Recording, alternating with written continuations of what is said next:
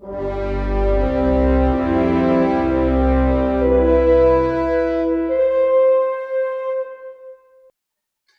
again, guys.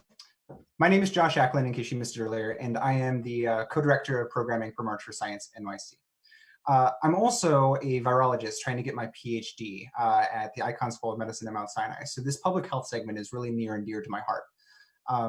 As Omar and Ingrid just said, the COVID-19 crisis has really shone a light on systemic issues that we need to address, not only in any solution to this COVID-19 crisis, but also in any solution to the climate crisis, which will be the topic of this segment. It is now my pleasure to introduce Dr. Ali Khan, the Dean of the College of Public Health at the University of Nebraska and the former Assistant Surgeon General of the U.S. Health Service. He's going to talk to us today about the relationship between pandemic potential and climate change. And it's going to serve as a really good guiding framework for a panel that will come immediately after him that will talk about these kind of systemic issues that I just brought up. So with that, I'll throw to Ali Khan. Thank you. Hello, I'm Ali Khan, Dean of the College of Public Health at the University of Nebraska Medical Center. I'm delighted to join you for this March for Science from Omaha, Nebraska. This may well be the largest ever March for Science. You are joined by over 90% of Americans who are currently sheltering in place because of their belief in the science that is the best way to protect themselves and their families and neighbors and communities from a microbe that they can't see, taste, or smell. Science. This is in contrast to some of the anti-science we have seen recently in the United States when we consider vaccine hesitancy, the failure to teach basic evolutionary theory to biology students in high schools, or the use of good science as we develop environmental policies. And this also is seen when we think about climate change denial. So I've been asked today to talk about climate change and its impact on human health, and specifically around vector-borne diseases. So let me talk about that slice of climate change and the human health impact today. So I want to start actually with the unequivocal science about climate change, which is warming is unequivocal. And 2019 was the second hottest year on record. And I have a little graphic here that shows you over 30 seconds, the 5-year average surface temperature, and you'll see that increase by more than 2%, so 1.1 degrees Celsius. This is unequivocal. And you see here also another little map that shows you that pollution and aerosol particles move around the globe. So they do not respect any country's political or regional boundaries. Now, the link between health and weather is centuries old, and weather being just a subset of climate eventually. And I share with you this lovely quote from Hippocrates that talks about the effect of seasons on health. So let's talk specifically on how climate affects health. So the 4 climate drivers are increased temperature, precipitation extremes, extreme weather events, and sea level rise.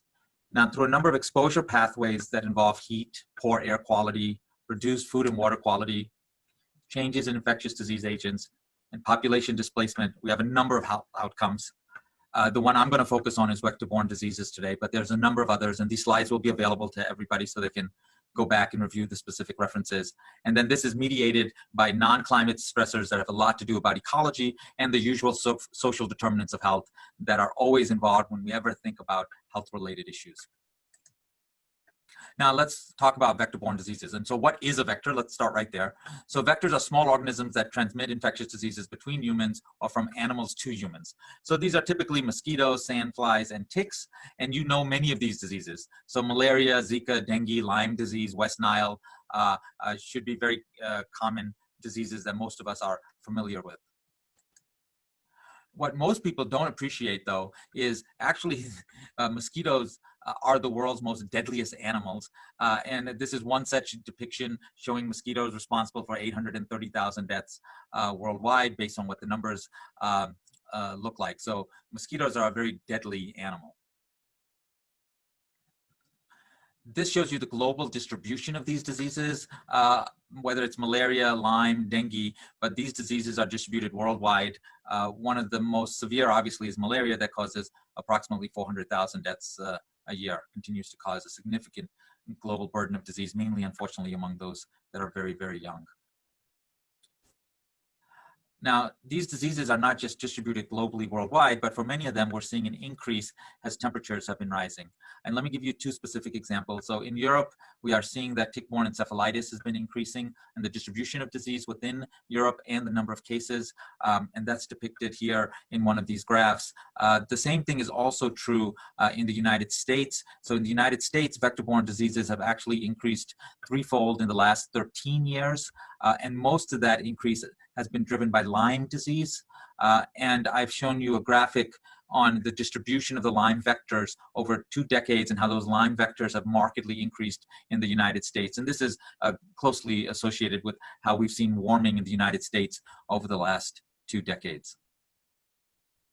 Now, unfortunately, the challenge to you, just in this narrow slice of the health effects of climate change, is communicating this uncertainty of what happens, because there's numerous vectors, there's numerous vector-borne diseases, and even amongst those, all of them will have a different impact in different countries, depending on what happens to the temperature. So, for example, if there's no water and it gets too hot, a lot of places where they see malaria will not see malaria. Places that have never seen malaria will see malaria. So that heterogeneity makes it very difficult to have a single message. And so it makes it very difficult to communicate around climate change. And one of the challenges for us as we think about climate change and communicating around climate change. But we do need to communicate that the costs of not taking action are very high. But there are things that we can do individually besides recycle, refuse, and reduce. I always like to talk about reuse, repair, regift, and recover are things we do, rethink what we can do. And I also always want to focus on not just of individual actions, but about community action. So how do we get engaged in policy change, innovative policies around programs for clean energy? How do we set emission goals as communities and nations? How do we make it easier to live without cars? All important things that we need to be able to do. And at the end of the day, I remind people that this isn't so much about saving the planet, but it's about saving us. So the planet will be around long after we are gone as a species.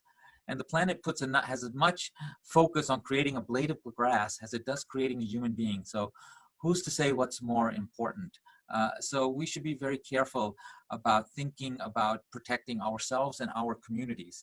You know, you all showed up today to participate in this because you're looking for support and inspiration and to try to take action.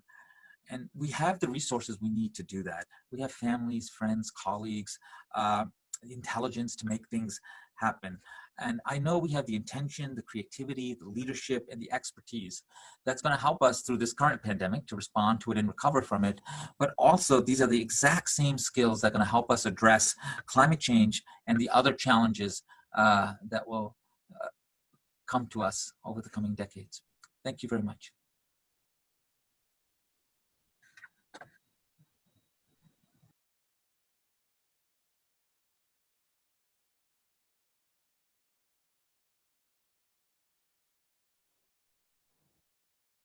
Thank you, Dr. Ali Khan, for that great talk.